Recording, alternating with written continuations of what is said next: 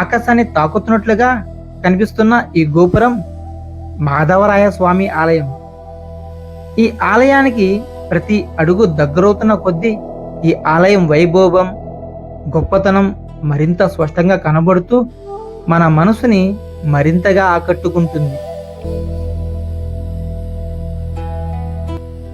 ఈ ఆలయాన్ని విజయనగర సామ్రాజ్య కాలంలోనే 14-15 శతాబ్ద మధ్యలో నిర్మించబడిందిగా భావిస్తారు. ఈ రాతి దర్వాజా ఎన్నో యుగాల కథలకు ద్వారంలా నిలిచింది.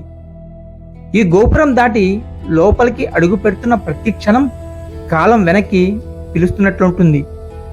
ఈ అడుగులు మనల్ని చరిత్ర మధ్యలోకి తీసుకువెళ్తున్నాయి.